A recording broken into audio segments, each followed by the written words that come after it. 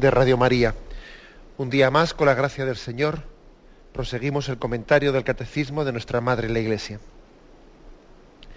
Estamos en el apartado de la penitencia interior, apartado dentro de la explicación del sacramento de la penitencia, del sacramento de la confesión.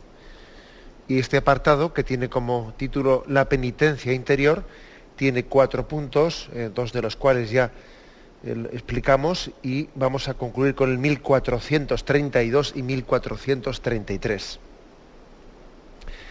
Dice así el primero de esos 2 puntos. El corazón del hombre es rudo y endurecido. Es preciso que Dios dé al hombre un corazón nuevo. La conversión es primeramente una obra de la gracia de Dios, que hace volver a Él nuestros corazones. Conviértenos, Señor, y nos convertiremos a ti. Dios es quien nos da la fuerza de comenzar de nuevo.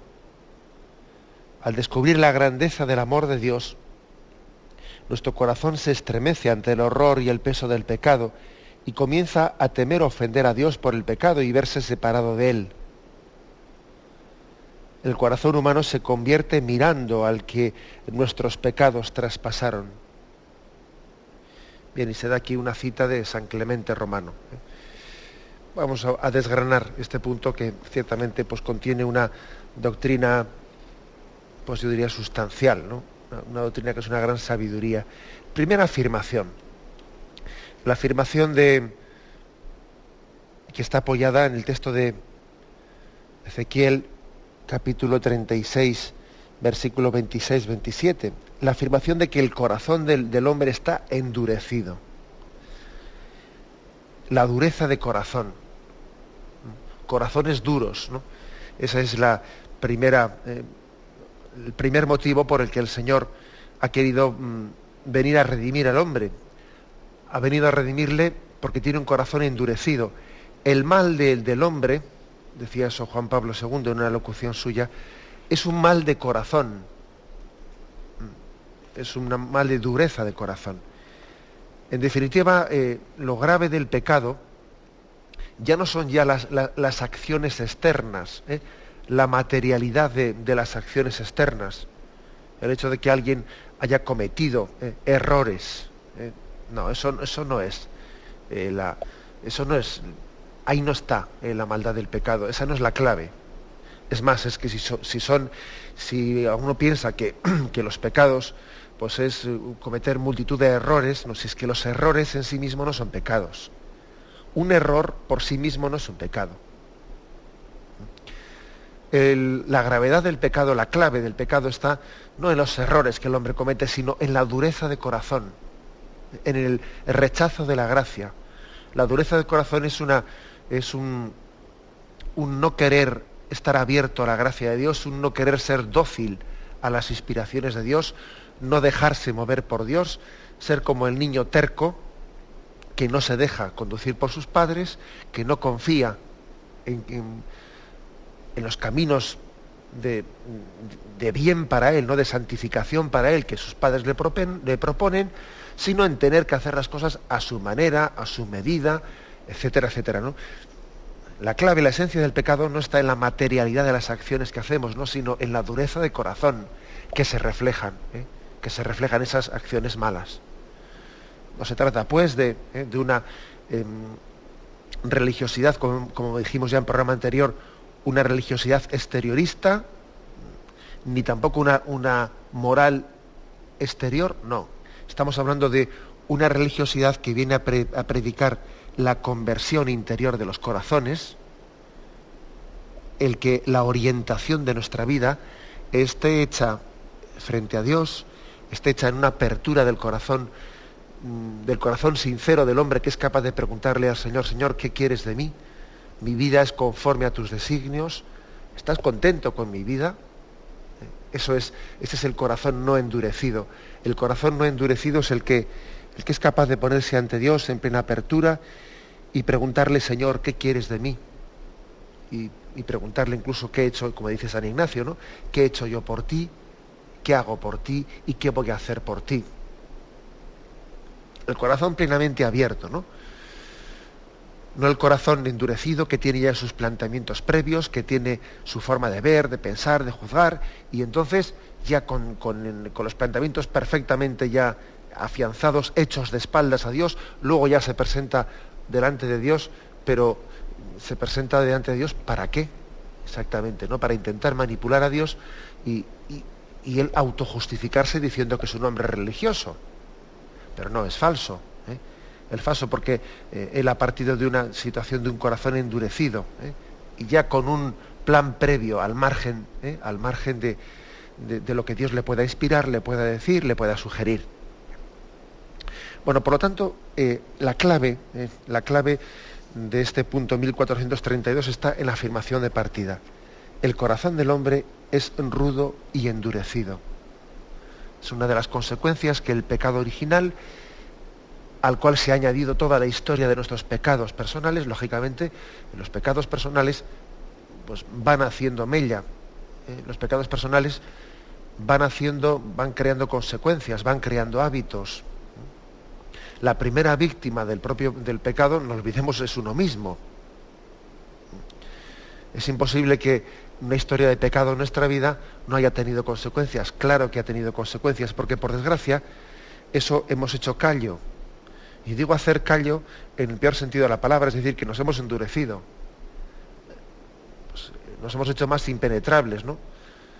Nos rebota la gracia de Dios. Claro, uno se ha acostumbrado pues a vivir como impermeable a la gracia de Dios, y claro, pues si eso ocurre pues una vez y otra vez y otra vez, y durante una etapa más o menos larga en nuestra vida, etcétera, pues se hace callo, claro. La gracia de Dios pues nos encuentra un corazón impermeable.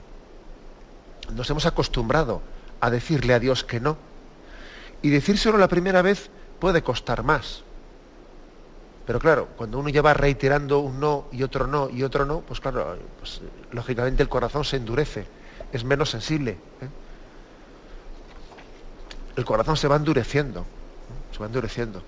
A veces a nosotros nos puede sorprender determinados pecados, ¿no? Y uno dice, pero ¿cómo se puede cometer, yo qué sé, pues por ejemplo la barbaridad de asesinar a otra persona? Igual hemos visto un atentado terrorista o cualquier situación de esas, ¿no?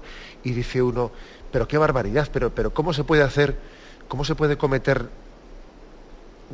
tamaña barbaridad, ¿no? Pues de haber estado planeando fríamente decir, bueno, pues pasado mañana a esta persona le voy a asesinar y estoy aquí preparando pues un dispositivo a ver en qué lugar más adecuado yo le puedo sorprender y cuál es el sitio más adecuado, le dispararé por detrás. Y uno dice, pero ¿cómo se puede cometer tamaña barbaridad?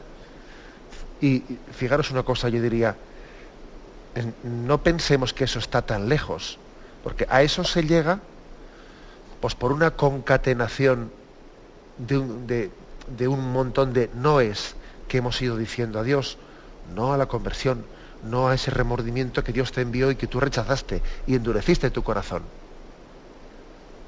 Y entonces tú has ido haciendo callo, te has ido endureciendo y endureciendo, has ido en un poco más y más y más y más, y el corazón se ha ido endureciendo.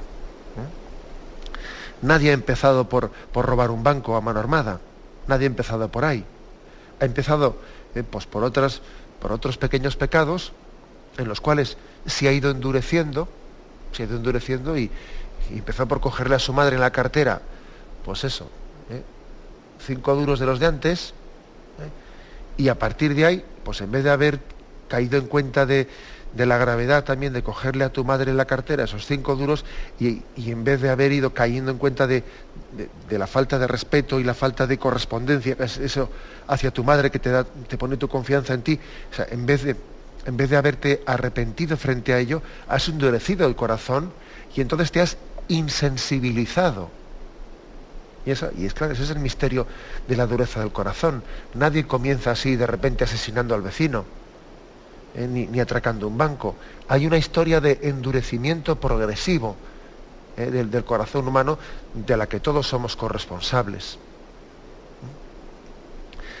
Este es el punto de partida, ¿no?, del que nos habla el catecismo. El corazón del hombre es rudo y endurecido. Y claro, tenemos nosotros una culpa personal, una responsabilidad personal en ese endurecimiento del corazón. No vale decir, a mí es que no me remuerde la conciencia. Ya, un momento, pero ¿por qué no te remuerde la conciencia? Pues probablemente la conciencia no te remuerde porque tú te has endurecido en ella. Tú has puesto tapones en los oídos. Y los has ido poniendo pues, progresivamente en la medida en que has hecho, pues, ante tu pecado, en vez de haberte arrepentido, pues has dicho, venga, lo he hecho pecho, y venga, tira para adelante, aquí me endurezco yo y venga. Los hombres no lloran, ¿no? Como dice el refrán. Y entonces yo aquí hacerme el duro. Claro, vamos a ser claros que eres tú el culpable de ese no remordimiento de tu conciencia. No van a decir, a mí no me remuerde la conciencia, pues peor todavía. Pues todavía eso implica un segundo pecado más grave que el primero. Más grave que el acto que has hecho, porque el hecho de que no te remuerda la conciencia supone pues, que tú has ido ahí labrando una actitud interior de cerrazón, de cerrazón ante las inspiraciones del Señor. Bueno, pues el texto profético que denuncia, ¿no? Y que anuncia al mismo tiempo la gran misericordia de Dios frente a este drama del hombre de tener un corazón endurecido. Es Ezequiel capítulo 36, versículos 26 y 27. Y os daré un corazón nuevo, infundiré en vosotros un espíritu nuevo, quitaré de vuestra carne el corazón de piedra y os daré un corazón de carne, infundiré mi espíritu en vosotros y haré que os conduzcáis según mis preceptos y observéis y practiquéis mis normas. Un texto profético, un texto que verdaderamente es consolador, porque es una promesa de que el Señor viene a darnos un corazón nuevo, a restaurar nuestra sensibilidad herida, ¿no? A sanarnos de nuestra insensibilidad. Os daré un corazón nuevo, infundiré un espíritu nuevo. Acordaos como también este mismo profeta Ezequiel habla de que fue conjurado el espíritu frente a un montón de huesos, de cadáveres, ¿no? Y esos huesos comenzaron a chocar entre ellos y fueron formando el esqueleto completo, y luego se vino la carne y los nervios, y luego vino la piel y fue conformando un hombre nuevo, ¿no? Había un montón de esqueletos y al ser invocado el espíritu, poco a poco fue renovando el hombre nuevo. Esa es la imagen de que es el Espíritu Santo el que es capaz de infundiendo su espíritu, renovar un corazón endurecido. Aquí se distingue la imagen de corazón de piedra, corazón de carne. La imagen corazón de carne es carne en el sentido positivo.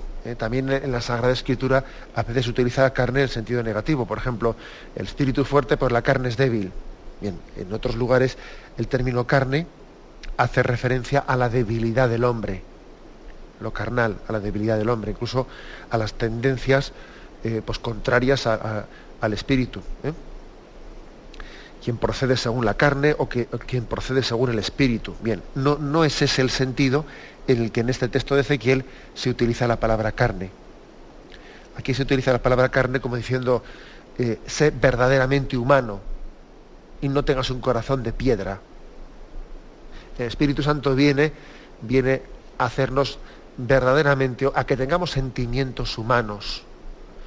Y tener un sentimiento humano, pues es tener la capacidad de compadecerse, la capacidad de arrepentimiento, la capacidad de llorar, la capacidad de expresar esos sentimientos. Todo lo humano ha sido sembrado por Dios, y no olvidemos de que el término carne tiene todo un sentido positivo, no únicamente ese negativo al cual me refería yo antes, tiene también un sentido positivo desde el momento en el que el Verbo se hizo carne y habitó entre nosotros. Ojo, el Verbo se hizo carne y también tomó un corazón de carne. Es impresionante, ¿no?, el que podamos llegar a decir, el Verbo se hizo carne y tomó un corazón de carne. Por eso esta profecía de Ezequiel pues está a medio camino entre decir quitaré tu corazón de piedra y te daré un corazón de carne, un corazón humano, pero también se está insinuando, se está comenzando a insinuar en esta profecía, te daré un corazón de carne, te daré un corazón a imagen del corazón de Cristo. En el fondo, el Verbo se hizo carne y tomó un corazón de carne, y yo te voy a dar un corazón semejante al corazón de Cristo. Por eso esta profecía es una profecía llena de esperanza. El Espíritu nos va a purificar, nos va a quitar un corazón de piedra, un corazón endurecido, un corazón que es deudor de toda la historia de nuestros pecados y que le ha ido esclerotizando la historia de nuestros pecados, la ha ido endureciendo, la ha ido calcificando, ¿no? Pues el Espíritu es el que es capaz de renovarnos, de rejuvenecernos, ¿Cómo? Pues dándonos un corazón de carne, en este doble sentido que os decía, corazón humano y también un corazón de carne que insinúa el corazón de Cristo, el corazón de Jesús, quien nos ayuda, nos enseña, es nuestro gran pedagogo de cómo sentir, de cómo compadecernos con el prójimo, de lo que es tener misericordia, y para ello también nos educa en el arrepentimiento y en la penitencia como el camino necesario para poder llegar a la conversión. Bien, tenemos un momento de reflexión y continuamos enseguida. Ave María,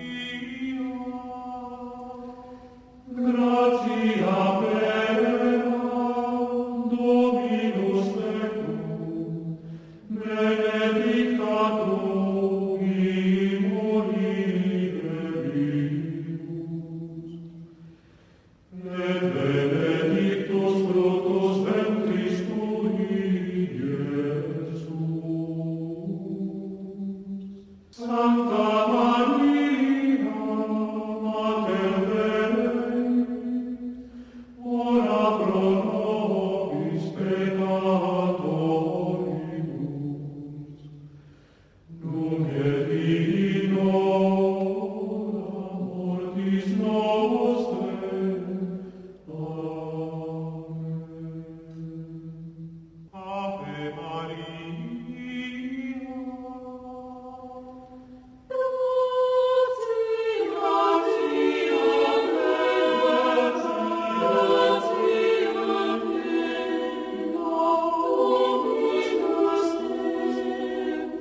Dominus tecum, benedicta tu in mulieribus,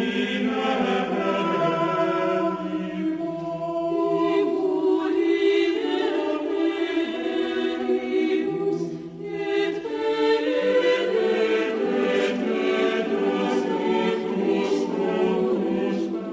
Este punto, después, en 1432, después de haber hecho esa afirmación de que el corazón del hombre está endurecido, después de habernos ofrecido esa profecía de Ezequiel, que se nos dará un corazón de carne y se nos arrancará el corazón de piedra, explica un poco cómo tiene lugar esa conversión.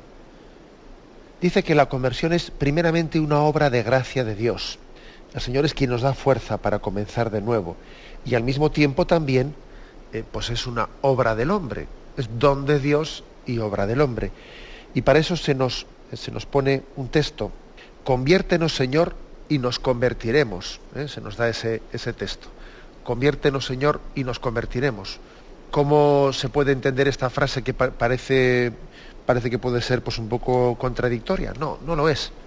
Fijaros, al mismo tiempo, cuando decimos que una cosa es obra de la gracia de Dios, pero también supone el concurso de la libertad del hombre, pues para entender esto no debemos de imaginarlo como si fuese, pues en un concurso en el que hay un tanto por ciento que se lo adjudicamos a Dios y otro tanto por ciento que se lo adjudicamos al hombre, ¿no? Es como si dijese, bueno, el hombre actúa con la gracia de Dios, el hombre se convierte como un don de la gracia de Dios. Entonces, bueno, ¿y qué tanto por ciento está en manos de Dios y qué tanto por ciento está en manos del hombre? ¿Que es 50 y 50? ¿O no, 70 y 30? ¿90 y 10? No hay que plantearlo así, sino que sencillamente eso tiene lugar en dos niveles distintos, en dos estados distintos, y hay que decir que la conversión del hombre en cuanto al acto, a lo que al hombre se le debe, al hombre, de lo que del hombre cabe esperar, eso que el Señor ha puesto como la capacidad de respuesta fiel, supone un 100% de entrega por parte del hombre, y al mismo tiempo el hombre es asistido por la gracia y es movido por la gracia en un 100%. O sea, es decir, que el acto de la gracia es pleno, no es que sea limitado, y también el acto de la respuesta libre del hombre es pleno, pero en dos niveles distintos. Por eso se puede entender, conviértenos, Señor, y nos convertiremos. Necesitamos totalmente, ¿no?, de la gracia de Dios para convertirnos, para ser movidos por ella, y necesitamos totalmente de la respuesta del hombre. Las dos cosas tienen que ser plenas, cada una en su nivel. Luego lo que es un misterio es de cómo conjugar esos dos niveles, porque eso es un misterio que se nos escapa. Cómo el acto del hombre es plenamente libre al mismo tiempo que está plenamente asistido por la gracia de Dios. Pues eso es así. Ahora, cómo conjugarlo es un misterio que nosotros no pretendamos pues conocerlo ahí milimitadamente, porque es que se nos escapa. Nosotros afirmamos sencillamente que el acto de la conversión está plenamente asistido por la gracia, y sin la gracia el hombre no se convierte, y al mismo tiempo el acto de la conversión es un acto libre, vamos, plenamente libre, y exige la entrega plena del hombre. Las dos cosas son ciertas, y cómo se conjuguen, Dios lo sabrá, que para eso es Dios. Nosotros somos criaturas y nos basta saberlo, nos basta saber que necesitamos plenamente de la gracia de Dios, y necesitamos también pues todo el concurso del hombre. Y a partir de ahí es suficiente, ¿no? Lo demás sería ya curiosidades, y sería jugar a la teología, jugar al saber, a un saber que en principio pues no nos iba a ayudar a ser más santos. Aquí el Señor nos revela lo que necesitamos para ser más santos, no lo que necesitamos para saciar nuestras curiosidades. Porque a veces somos muy dados como hacen los niños pequeños, ¿no? ¿Y por qué? ¿Y por qué? ¿Y por qué? Los niños suelen tener una edad en la que les da por la pregunta continua, ¿no? Bien, eso en los niños es más sano. Pero en los hombres a veces solemos plantear un ¿y por qué? ¿Y por qué? Pero no ya en el sentido bueno de búsqueda de la verdad. Búsqueda de la verdad para que una vez encontrada uno se entregue más a ella. Sino que es posible que el hombre a veces tenga una curiosidad que es eso, es decir, es curiosidad y no deseo auténtico de saber para que conociendo más la verdad la amemos más y nos entreguemos a ella. Y el Señor no se revela a los curiosos, el Señor se revela a los que le buscan sinceramente. Y entonces aquí lo que la Sagrada Escritura nos revela es que la conversión es un don de la gracia, y al mismo tiempo es una entrega del hombre, y en ello estamos, ¿no? Y en ello debemos de estar. Y ¿cuál es el truco? ¿Cuál es la clave para proceder en este don de Dios y al mismo tiempo concurso de la libertad del hombre? ¿Cómo aplicar esto? Bueno, pues aquí se nos da una clave también. Al descubrir la grandeza del amor de Dios, dice, nuestro corazón se estremece ante el horror y el peso de los pecados. La clave pues está en descubrir la grandeza del amor de Dios. En que primeramente, siendo contemplativos, seamos conmovidos por eso que hemos conocido, y de ahí se derive el arrepentimiento de nuestros pecados. Solo cuando hemos conocido qué bueno es Dios, qué grande es Dios, pues solamente así podremos arrepentirnos de nuestros pecados. Es muy difícil que dejemos algo malo sin haber conocido previamente algo bueno superior. Es que eso es así. Igual que plantea el Evangelio, ¿no?, que para vender el campo primeramente había descubierto un tesoro que valía más. Y dice, bueno, pues vendo el campo, mejor dicho, vendo todo lo que tengo para comprar el campo y así me quedo con el tesoro. Para deshacerme de las cosas que tenía, ha hecho falta que me encuentre con un tesoro superior. Y así vendo todas las cosas para comprar el campo en el que está ese tesoro. Bueno, pues ese mismo principio también lo aplicamos a lo que es a este proceso de conversión. Nadie se convierte si no ha encontrado previamente un don superior, algo desde lo cual el apego hacia nuestros pecados pues resulta ridículo, ¿no? Resulta despreciable. Resulta despreciable. El apego hacia el pecado solamente se puede vencer desde un apego superior al bien. Hay un texto evangélico que yo muchas veces he utilizado para hablar de esto, igual me lo habéis escuchado en más de una ocasión, pero creo que es muy hermoso, muy gráfico, que es la conversión de Zaqueo. En la conversión de Zaqueo se refleja esto con mucha claridad. Zaqueo es aquel jefe de publicanos y rico, pues que había oído, quería ver a Jesús hace tiempo. Como era pequeño de estatura, no podía verle entre la multitud y decidió subirse a un sicómoro para ver pasar por ella a Jesús. Jesús pasa por aquel sitio, alzando la mirada le dice: Zaqueo, baja pronto porque quiero hoy hospedarme en tu casa. Zaqueo, sorprendido de que Jesús le haya conocido personalmente, a mí de que me conoce, pues sabe mi nombre. Se baja apresurado, le recibe con alegría en su casa, ante la crítica de la gente de que Jesús ha entrado a hospedarse en casa de un hombre pecador. El caso es que podemos imaginarnos a Zaqueo escuchándole a Jesús, escuchando sus parábolas, viéndole, sintiéndose halagado, sintiéndose orgulloso de que ese hombre haya entrado en su casa. Zaqueo de repente empieza a valorar la vida de otra forma, ¿no? Diciendo: este hombre ha venido a mi casa y yo sé lo que soy y él también sabe lo que soy, ¿no? Porque aquí todo el mundo sabía la capacidad de Jesús de conocer los corazones. En eso que Zaqueo se pone en pie y dice: Señor, daré la mitad de mis bienes a los pobres, y si en algo defraudé a alguien, le devolveré el cuádruplo. Y Jesús dice: hoy ha llegado la salvación a esta casa.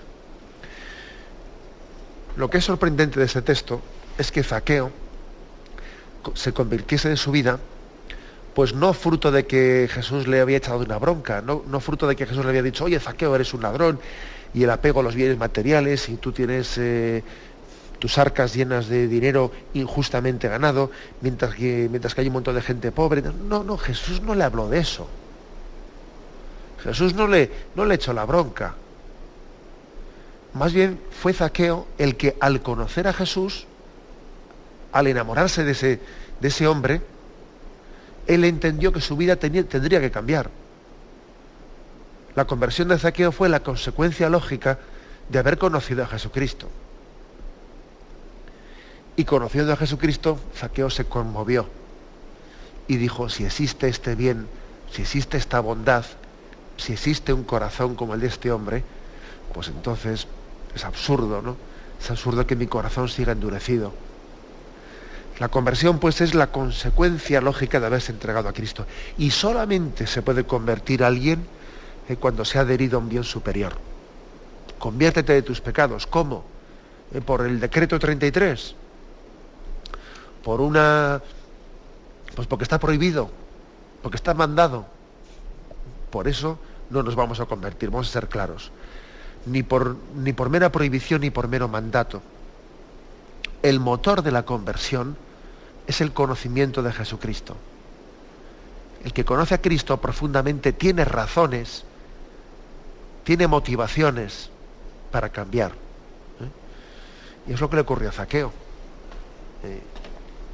Zaqueo, todo el mundo diría: este hombre ahora pero qué punto le ha dado si nadie le ha dicho nada. Incluso yo hasta me imagino que la mujer de Zaqueo, de la que, por cierto, en el Evangelio, en el capítulo 19 de San Lucas no se dice nada, yo me imagino que la mujer de Zaqueo, si es que el hombre estaba casado, pues al ver que su marido se había puesto en pie y había hecho esa declaración sorprendente de que la mitad de mi dinero se la doy a los pobres, y si algo he robado a alguien le voy a devolver 4 veces más, pues yo me imagino que la mujer de Zaqueo se quedaría diciendo: pero güey, pero ¿qué estás diciendo? ¿Pero qué estás diciendo? Si nadie te ha dicho nada, si nadie te ha reprendido por eso, si este hombre está hablando de otras cosas, ¿no? Y entonces Jesús podría decir: Sí, pero, mejor dicho, Zaqueo le podría decir, sí, pero yo he conocido a Jesús y conociéndole a Él, conociendo la verdad y la bondad, he entendido que mi vida tendría que cambiar, debería de cambiar. Creo que esta es la maravilla del mensaje de conversión que Jesucristo nos dirige. Tenemos un momento de silencio y continuamos enseguida.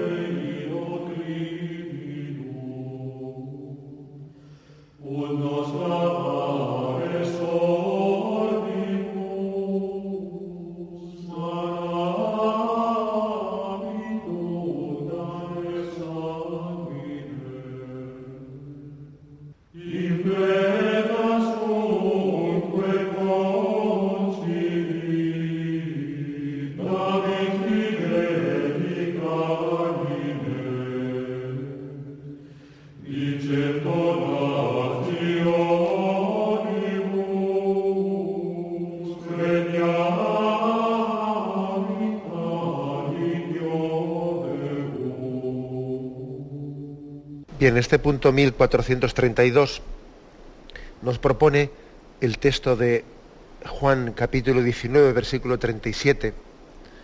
Mirarán al que traspasaron.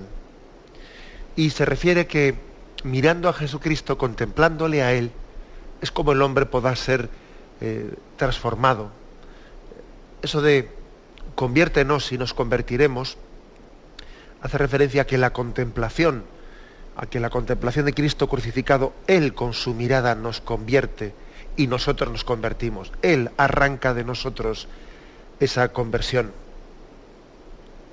Ese conviértenos y nos convertiremos tuvo lugar en aquel cruce de miradas que hubo entre Jesús y el buen ladrón, entre Jesús y el centurión, entre Jesús y cada uno de nosotros. Por eso que cuando nosotros pretendemos la conversión de una persona, debemos, como estrategia pastoral incluso, ¿no?, como estrategia de vida, de director espiritual, tenemos que tener mucho cuidado de no hacer una presentación del cristianismo de tipo moralista. ¿Qué quiere decir esto? Pues que si una persona que está alejada y se acerca, tiene un contacto, ¿no?, pues con la Iglesia, no sería prudente que nosotros a esa persona alejada lo primero que le digamos es lo que tiene que dejar de hacer y lo que tiene que empezar a hacer. Mira, tú pues eres un avaro, eres un ladrón, pues eres un blasfemo, pues eres un borracho, eres un tal y eres un cual. Sería una equivocación el que la forma de evangelizar estuviese centrada, así digamos, incluso prioritariamente, ¿no?, en la denuncia de los pecados. Lo principal, lo prioritario, tiene que ser dar a conocer a Jesucristo. Y conociendo a Jesucristo, con toda seguridad después, uno desde la luz que da Cristo, uno entiende sus pecados y los comprende mejor. Será mucho más fácil explicarle a alguien por qué tiene que vivir en pureza y por qué tiene que rechazar toda una vida desordenada, en la cual parece que la sexualidad, en vez de ser un don de Dios, es un instrumento de placer o un montón de cosas más, ¿no? Será mucho más fácil que lo entienda después de haber conocido a Jesucristo y su mensaje de amor, y después de haber conocido la vocación al amor con la que Dios creó al hombre, será mucho más fácil que luego entienda lo que es la moral de la sexualidad, o lo que entienda lo que es la moral, pues, del uso recto de todos los bienes, pues de la sobriedad en la vida, etcétera, etcétera. Es decir, hay que tener cuidado de no caer en el error del moralismo, que es el que muchas personas pueden llegar a tener el concepto de que el cristianismo es un conjunto de normas en el cual se nos pide algo y se nos prohíbe otras cosas. Yo recuerdo de la experiencia del servicio militar, en la cual uno, pues, allí, pues, trata con muchos chicos y bueno, la verdad es que el servicio militar, pues, a un sacerdote, que yo lo hice ya como sacerdote, el servicio militar, me sirvió mucho, pues, para tomar el pulso pues, a ver cómo estaba en aquel momento, ¿no? Que ya son unos cuantos años que hice el servicio militar, pero para tomar el pulso de lo que era la secularización y de la concepción que un joven, ¿no?, pues, de esa edad puede llegar a ir teniendo de la religión, del cristianismo. Y me acuerdo que una de las cosas en las conversaciones que teníamos con los chicos, una de las cosas que más me llamaba la atención es que ellos, muchos de ellos, ¿no?, que aquí no se puede generalizar, podía tenerse una concepción del cristianismo meramente moralista. Bueno, ¿y qué es ser cristiano? Pues eso, pues que no hay que hacer cosas malas, decía uno, que no hay que hacer cosas malas, pues qué tal esto, que hay que rezar, ir a misa. Es decir, cuando preguntabas a alguien, a un joven que había tenido un proceso de secularización o que no había sido formado en una imagen de cristianismo bien formada, cuando le preguntabas qué es ser cristiano, su respuesta era esa. Pues eso, que no hay que hacer cosas malas, que hay que hacer lo otro. Su respuesta era meramente moralista. Decía una cosa, o sea, que no es que fuese malo lo que decía, pero claro, no había llegado a entender que lo principal del cristianismo es conocer a Jesucristo, a una persona viva, con la que se tiene una relación personal, con la cual se tiene un conocimiento personal, fruto del cual cambia nuestra vida, fruto del cual, como le ocurrió a Zaqueo, ¿no? O sea, esa concepción de, pues eso, pues no hacer cosas malas, no sé qué, pues que prohibido esto, prohibido lo otro. Quien tiene esa concepción no ha descubierto que lo principal del cristianismo no son sus normas. Lo principal del cristianismo es el encuentro personal con Jesucristo. De ahí se deriva, como es lógico, pues unas normas y una moral. Pero es que eso no es lo principal. Hablarle a alguien directamente de normas sin haber conocido a Jesucristo, pues es empezar la casa por el tejado, claro. Es imposible que la entienda, ¿eh? Y también hay que decir que no es cuestión únicamente de que nosotros presentemos mal el cristianismo, es que también es cierto que a veces por morbo por morbo, podríamos decir, los mismos medios de comunicación se acercan al fenómeno religioso, se acercan a dar noticia al cristianismo únicamente en cuestiones morales, que son, parece, las que les importan. Las demás como que les aburriesen. Por ejemplo, cuando en el año 92 fue presentado este catecismo de la Iglesia Católica que estamos ahora explicando, cuando fue presentado a los medios de comunicación, parecía que la única noticia que les importaba a los medios de comunicación era el tema de a ver qué dice de los pecados, a ver qué dice. Me acuerdo que en aquel tiempo, si recordáis, pues dice que si la magia y los juegos de adivinación y tal son pecado y esto. Es decir, de todo el catecismo parece que habían ido a buscar las páginas que no son las primeras, ojo, porque en el catecismo, antes de hablar de la moral, se habla primero del misterio de Dios y de su amor revelado, y luego de los sacramentos. Aquí llevamos años hablando del catecismo y, si os dais cuenta, todavía no hemos llegado a los capítulos de moral. Todavía eso está más tarde. Todavía vamos a tardar unos meses en llegar ahí. Y sin embargo, los medios de comunicación, cuando fue presentado el catecismo, enseguida fueron a esos puntos morbosos que parece que son lo que les interesan. Es decir, no es que sea únicamente, ni mucho menos, culpa nuestra de haber presentado una imagen moralista o demasiado moralizante del cristianismo, olvidándonos de que es Jesucristo, es Él, ¿no? Su persona, su figura, el centro del cristianismo. Es que también creo que existe una tendencia morbosa, pues en la comprensión de la religiosidad, donde lo que le interesa es lo moral y no lo teologal, y no la presentación de la figura de Cristo plenamente, ¿no? Como centro del cristianismo. Bien, pues ese es creo que un aspecto, yo diría, definitivo. Leo el texto de San Clemente Romano: tengamos los ojos fijos en la sangre de Cristo y comprendamos cuán preciosa es a su Padre, porque habiendo sido derramada para nuestra salvación, ha conseguido para el mundo entero la gracia del arrepentimiento. O sea, la sangre de Cristo ha conseguido para el mundo entero la gracia del arrepentimiento. El amor de Cristo ha arrancado nuestro arrepentimiento. Contemplando a Cristo uno se ha arrepentido. Es difícil arrepentirse si uno no contempla a Cristo crucificado o a Cristo en el pesebre. Hay que ponerse mucho tiempo de rodillas en adoración ante el Cristo crucificado, el Cristo del pesebre, para que ese amor arranque nuestro arrepentimiento, para que ese amor sea capaz de rescatar nuestro corazón endurecido y emblandecerlo. Bien, tenemos el tiempo cumplido. Me despido con la bendición de Dios Todopoderoso. Padre, Hijo y Espíritu Santo, descienda sobre vosotros. Alabado sea Jesucristo.